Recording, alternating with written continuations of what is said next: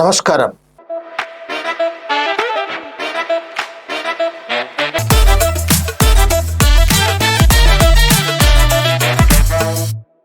అలాగే మిత్రులారా, పశ్చిమ బెంగాల్లో ఏం జరిగింది? తృణమూల్ కాంగ్రెస్ ఎంత ఘోరంగా ఓడిపోవటానికి ఎవరు కారణం? బీజేపీ ఇంత గొప్పగా గెలవడానికి ఎవరు కారణం? ముమ్మాటికి మమతా బెనర్జీ కారణం, ముమ్మాటికి దీదీ కారణం. ఇది బీజేపీ గొప్పతనం కాదు, ఇది మరెవరో గొప్పతనం కాదు. ఎందుకు? సుమారు 30 సంవత్సరాలు అప్రతిహతంగా కమ్యూనిస్ట్ పార్టీ నాయకత్వంలో బెంగాల్ కొనసాగింది. కామ్రేడ్ జ్యోతి బాస్ దేశ చరిత్రలోనే ఏ ముఖ్యమంత్రి చేయరన్ని రోజులు ఆయన ముఖ్యమంత్రిగా చేశాడు, కొనసాగాడు. ఆ తర్వాత సిపిఎం పార్టీ నాయకత్వంలో కామ్రేడ్ బుద్ధదేవ్ భట్టాచార్య ముఖ్యమంత్రిగా ఉన్నాడు. ఈ కాలంలో ఇక సిపిఐఎంను, ఇక కమ్యూనిస్ట్ పార్టీని ఓడించడం ఎవరి తరం కాదు అని అనుకున్నారు. అంతటి కంచుకోటగా ఉండేది పశ్చిమ బెంగాల్. కానీ ఎర్ర జెండా పేరుతో ఓడించే కోసం మమతా బెనర్జీ నక్సలైట్లను చేరదీసింది. నక్సలైట్ గ్రూపులకి అండగా నిలబడి కమ్యూనిస్టు పార్టీ పైన, ముఖ్యంగా సిపిఎం పార్టీ పైన, నాయకత్వం పైన దాడులు చేయటం ప్రారంభించింది. అన్ని రకాలుగా, సిద్ధాంత పరంగా కావచ్చు, విధాన పరంగా కావచ్చు, భౌతికంగా కూడా కావచ్చు, చివరికి హత్యలు చేయటం కూడా కావచ్చు. అంతేకాకుండా తాను అధికారంలోకి వచ్చిన తర్వాత ఆ నక్సలైట్ పార్టీ నాయకుడిగా ఉన్న మల్లోజుల కోటేశ్వరరావు ఆయనను బూటకపు ఎన్కౌంటర్ చేయించింది మమతా బెనర్జీ. మావోయిస్టులను లేక నక్సలైట్ గ్రూపులను ఆసరా చేసుకుని సిపిఎం పార్టీని ఓడించింది. తర్వాత ఆ మావోయిస్టులను నక్సలైట్ పార్టీలను లేకుండా చేసుకుంది. అంతేకాదు, బీజేపీని కూడా దగ్గర తీసి బీజేపీ పార్టీని కూడా అండదిచ్చి ఆ విధంగా నక్సలైట్లను, కమ్యూనిస్టులను ఓడించడానికి ప్రయత్నం చేసింది. ఇప్పుడు అదే బీజేపీ పార్టీ చేతిలో చిత్తుగా ఘోరంగా ఓడిపోయింది. ఒక సమయంలో సిపిఎం పార్టీకి వ్యతిరేకంగా నందిగ్రామ్ ఉద్యమాన్ని నిర్మించింది. ఆ ఉద్యమంలో సిపిఎం పార్టీకి వ్యతిరేకంగా తృణమూల్ కాంగ్రెస్ నాయకుడుగా ఉన్నటువంటి సువేందు అధికారి నందిగ్రామ్ ఉద్యమంలో కీలక పాత్ర పోషించాడు, పెద్ద ఎత్తున పేరు తెచ్చుకున్నాడు. 2020లో మమతా బెనర్జీతో వచ్చినటువంటి దీదీతో వచ్చినటువంటి విభేదాల వల్ల ఆయన బీజేపీలో చేరాడు. మమతా బెనర్జీ ఎదుగుదలకు, టీఎంసీ అధికారంలో కొనసాగటానికి కారకుడైనటువంటి సువేందు అధికారి చేతిలో మమతా బెనర్జీ ఇప్పుడు ఓడిపోయింది. మమతా బెనర్జీ ఓడిపోవటమే కాదు, తృణమూల్ కాంగ్రెస్ కూడా ఘోరంగా ఓడిపోయింది. బీజేపీ పార్టీ అధికారంలోకి వచ్చింది. ఏం జరిగింది మనం గుర్తు చేసుకుంటే, బ్రిందెనివాలా లాంగోవాలాను పెంచి పోషించింది ఇందిరాగాంధీ. ఆ బ్రిందెనివాలా లాంగోవాలా బుల్లెట్లకు గురై మరణించింది ఇందిరాగాంధీ. అదే విధంగా మమతా బెనర్జీ కూడా బీజేపీని పెంచి పోషించింది. ఈ రోజు ఆ మమతా బెనర్జీ నాయకత్వంలో మొదటి నాయకుడుగా ఉండేటువంటి సువేందు అధికారి చేతిలోనే ఆమె ఘోరంగా ఓటమి చెందింది. ఆమె అధికారంలోకి వచ్చిన తర్వాత 15 సంవత్సరాలుగా కొనసాగే క్రమంలో సిపిఎం పార్టీ ఆఫీసులను తగలబెట్టింది, బలవంతంగా ఆక్రమించుకుంది, ఆఫీసుల రంగులు మార్చేసింది, ఆఫీసుల జెండాలు మార్చేసింది, ఆఫీసులను ఖాళీ చేయించింది. అనేక మంది సిపిఎం కార్యకర్తల్ని, నాయకుల్ని హత్యలు చేయించింది, గ్రామాల నుంచి పట్టణాల నుంచి వెళ్లగొట్టించింది, దిక్కు మొక్కు లేగినటువంటి పరిస్థితులు చేసింది. ఎదురు తిరిగినటువంటి మహిళా కామ్రేడ్స్ పైన అత్యాచారాలు చేయించింది, హత్యలు చేయించింది, అక్రమ అరెస్టులు చేయించింది, సంవత్సరాల తరపాటు జైల్లో పెట్టింది, తీవ్ర నిర్బంధాన్ని తెచ్చింది. ఆ విధంగా సిపిఎం పార్టీని లేకుండా చేయటానికి కావాల్సిందంతా చేసి అధికారంలోకి వచ్చింది. ఆ అధికారంలోకి వచ్చినటువంటి తృణమూల్ కాంగ్రెస్ అధినేత్రి మమతా బెనర్జీ ఈ రోజు అధికారంలో కోల్పోయింది. నిజంగా కమ్యూనిస్ట్ పార్టీ కనుక ఉండుంటే, సిపిఎం పార్టీ కనుక ఉండుంటే బెంగాల్లో బీజేపీ ఈ విధంగా అధికారంలోకి వచ్చి ఉండేది కాదు, లేదా వచ్చినా ఎంత బలంతో వచ్చి ఉండేది కాదు. అందుకని ఇది ఒక గుణపాఠాన్ని తెలియజేస్తుంది. ఎవరికైనా సరే తాము అధికారంలోకి రావటానికి, అధికారమే పరవాదిగా పెట్టుకున్నటువంటి వాళ్ళు ఏ రాజకీయ లక్ష్యం లేకుండా, ఏ సిద్ధాంతం లేకుండా, ఒక ప్రజల కోసం, దేశం కోసం, నమ్మిన సిద్ధాంతం కోసం ప్రాణాలు అర్పించేటువంటి కమ్యూనిస్ట్ పార్టీ నాయకుల్ని, కార్యకర్తల్ని ఆఫీసులను ధ్వంసం చేసి, హత్యలు చేసి, అరెస్టులు చేసి, వాళ్ళను నామరూపాలు లేకుండా చేయటం ద్వారా తమ అధికారంలోకి తాత్కాలికంగా రాగలుగుతారేమో, కానీ తాము కూడా తిరిగి అధికారాన్ని కోల్పోతారు, తాము కూడా తిరిగి అనేక ఇబ్బందుల పాలవుతారు అనేటువంటి విషయాన్ని గమనంలో ఉంచుకోవాలి. కాబట్టి మనం పశ్చిమ బెంగాల్ విషయం వచ్చినప్పుడు, పశ్చిమ బెంగాల్లో తృణమూల్ కాంగ్రెస్ ఓడిపోవటానికి, మమతా బెనర్జీ కారణం, తృణమూల్ కాంగ్రెస్ కారణం తప్ప అందుకు బీజేపీ గొప్పతనం ఏమీ కాదు అని నేను చెప్పేది. కన్ను మిన్ను కాని రాకుండా అత్యాచారాలు జరుగుతూ ఉంటే, డాక్టర్లపై హత్యలు జరుగుతూ ఉంటే కలకత్తా నగరం మొత్తం అట్టుడికిపోయినటువంటి రోజుల్ని మనం చూసాం. అయితే బీజేపీ సహజంగానే అధికారంలోకి రావటం కోసం సర్ అనేటువంటి పథకాన్ని, అంటే ఓట్ల ఏదైతే తగ్గించేటువంటి పథకం ఉందో, స్పెషల్ ఇన్వెస్టిగేషన్ రివిజన్ ఏదైతే ఉందో దాని ద్వారా లక్షలాది ఓట్లను తగ్గించిన మాట నిజం. తాము అధికారంలోకి రావడానికి అనేక మంది ముస్లిం ఓటర్లను, లక్షలాది మంది ముస్లిం ఓటర్లను ఓట్లు లేకుండా చేసిన మాట నిజం. ఎన్నికల అధికారులుగా ఉంటూ పోలింగ్ అధికారులుగా ఉన్నటువంటి చాలా మంది మా ఓట్లు లేవు అని పోలింగ్ అధికారులు ఉన్నారు కానీ వాళ్ళ ఓట్లు లేవు అని ఫిర్యాదు చేసినటువంటి ఘటనలు కూడా మనం చూసాం. అంతేకాకుండా పెద్ద ఎత్తున బెంగాల్ పోలీసులపై నమ్మకం లేకుండా మిలిటరీని దించి బెంగాల్ రాష్ట్రాన్ని, బెంగాల్ ప్రజలనే, బెంగాల్ పట్టణాలను, కలకత్తాను మిలిటరీ కవాతులు నిర్వహించింది బీజేపీ ప్రభుత్వం. ఎన్కౌంటర్ స్పెషలిస్ట్ గా చెప్పేటువంటి పోలీసు అధికారులను, కరుడుగట్టినటువంటి మతతత్వ భేదాలు సృష్టించేటువంటి అధికారులని, ముస్లిం వ్యతిరేకతను నిలువెల్లా నింపుకున్నటువంటి అధికారులను పశ్చిమ బెంగాల్ ఎన్నికల సందర్భంగా కేటాయించింది బీజేపీ ప్రభుత్వం. ఆ విధంగా తన గెలుపుకు కావలసినటువంటి ప్రాతిపదిక మొత్తాన్ని కూడా ఏర్పాటు చేసుకుంది. ఎలక్షన్ కమిషన్, ఎలక్షన్ అధికారులంతా కూడా పైన చిక్కింది దాకా బీజేపీ ప్రభుత్వ గెలుపు కోసం ప్రయత్నం చేశారు అనేటువంటి దాంట్లో అనేక ఆరోపణలు వచ్చాయి. అనేక సుప్రీంకోర్టు దాకా కూడా కేసులు పోయినటువంటి పరిస్థితి మనం చూసాం. అందుకని మమతా బెనర్జీ ఓడిపోవటానికి మమతా బెనర్జీ ప్రధాన కారణమైనప్పటికీ కూడా బీజేపీ యొక్క ఎత్తులు జిత్తులు, బీజేపీ యొక్క నియంతృత్వ పోకడలు, బీజేపీ కేంద్రంలో ఉండే అధికారాన్ని అడ్డు పెట్టుకొని వ్యవహరించినటువంటి తీరు కూడా ఒక ముఖ్యమైనటువంటి కారణం అనే విషయాన్ని సందర్భంగా మనం మర్చిపోరాదు. కాబట్టి ప్రజాస్వామ్యం గెలిచిందా, ప్రజాస్వామ్యం ఓడిందా అని అన్నప్పుడు ప్రజాస్వామ్యం అపహాస్యం పాలైంది, ప్రజాస్వామ్యం నీరుగారిపోయింది. మమతా బెనర్జీ ఉన్నప్పుడు కానీ, లేక ఎన్నికలు జరిగినప్పుడు కానీ, రేపు బీజేపీ ప్రభుత్వంలో కానీ అక్కడ ఏం జరుగుతుంది అని అంటే అసలు రిజల్ట్ వచ్చిందో రాలేదో, ముఖ్యమంత్రిగా ఇంకా ఆమె ఉంది, కొత్త ముఖ్యమంత్రి ప్రమాణ స్వీకారం చేసే వరకు అయినా ఆమె కారణం అయిపోయిన బీజేపీ కార్యకర్తలు దాడులు చేశారు. ఆమె కారణం కదలలేకుండా చేయడానికి ప్రయత్నం చేశారు. తృణమూల్ కాంగ్రెస్ ఆఫీసులను తగలబెట్టారు. ఏ ఆఫీసులు, సిపిఎం పార్టీ ఆఫీసులను ఏ విధంగానైతే తృణమూల్ కాంగ్రెస్ తగలబెట్టిందో అదే విధంగా తృణమూల్ పార్టీ ఆఫీసులను బీజేపీ పార్టీ వాళ్ళు తగలబెట్టారు. నీవు నేర్పిన విద్య నీరజాక్ష అని అందుకే అంటారేమో. నిరజాక్షి నువ్వు చెప్పిన విద్యనే, నువ్వు చేసిందే మేము చేస్తున్నాం. నిన్న నువ్వు సిపిఎం పార్టీ మీద ఏం చేసామో ఇవాళ మేము నీ మీద అదే చేస్తున్నాం అని బీజేపీ చెప్తా ఉంది. అలా మార్గం చూపించింది నువ్వే. ప్రజాస్వామ్యాన్ని నువ్వు కాపాడలేదు, వీళ్ళు కాపాడతారనేటువంటి నమ్మకం లేదు. కాబట్టి ప్రజాస్వామ్యం గురించి మాట్లాడే హక్కు కానీ అర్హత కానీ నీకు లేదు. ప్రజాస్వామ్యంగా మేము గెలిచామని చెప్పుకునేటువంటి ఇది కానీ బీజేపీకి లేదు. అందుకని ఈ గెలుపు ఏదైతే ఉందో ప్రజాస్వామ్యాన్ని అపహాస్యం చేసినటువంటి గెలుపు. ఈ గెలుపు ఏదైతే ఉందో బీజేపీ తన అధికారాన్ని దుర్వినియోగపరచుకోండి గెలిచినటువంటి గెలుపు.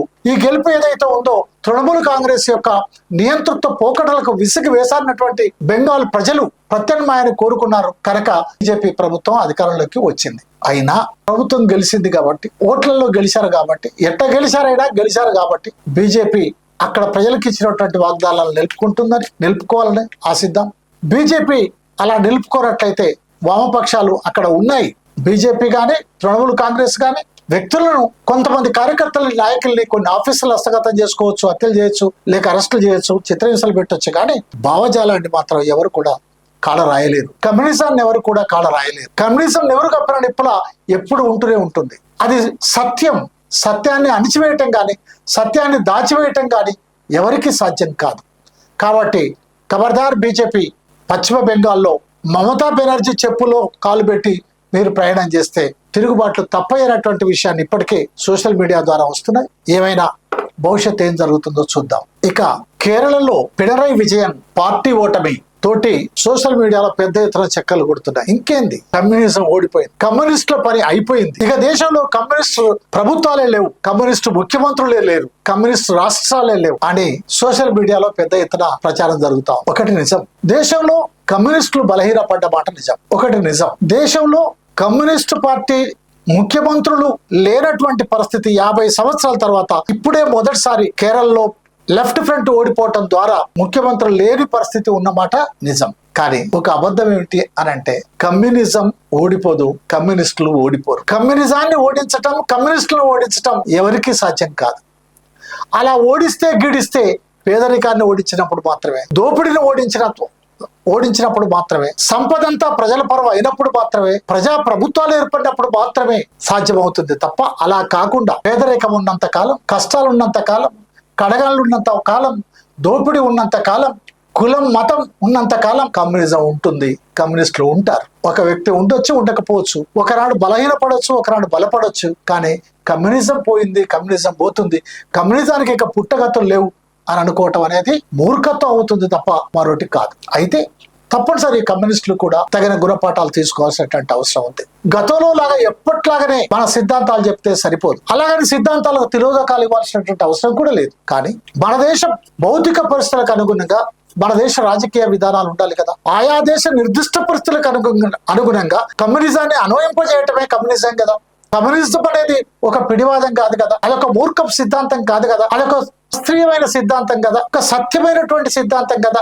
ఏమిటి ఆ సత్యం? ఈ దేశంలో కులం ఉంది. ఏమిటి ఆ సత్యం? మన దేశంలో ఆధిపత్య కులాలకు సంబంధించినటువంటి వాళ్ళే పేరు ఏం చెప్తున్నప్పటికీ కూడా కొనసాగిస్తున్నటువంటి వాళ్ళు 100లో 10 నుంచి 15% ఉన్నటువంటి వాళ్ళే 80%, 90% ఉన్నటువంటి ప్రజలను పరిపాలిస్తున్నారు. బ్రిటిష్ వాళ్ళు పోయిన తర్వాత జరిగినటువంటి ప్రభుత్వాలు అన్ని తీసుకున్నప్పటికీ కూడా 1947 నుంచి ఇప్పటి వరకు చరిత్ర మొత్తం చూస్తే కూడా ఎవరు పరిపాలిస్తున్నారు మన దేశాన్ని? ఆ 10% ప్రజలే కదా. ఆ 15% ఉండేటువంటి ఆధిపత్య కులాల నుంచి వచ్చినటువంటి నాయకులే కదా.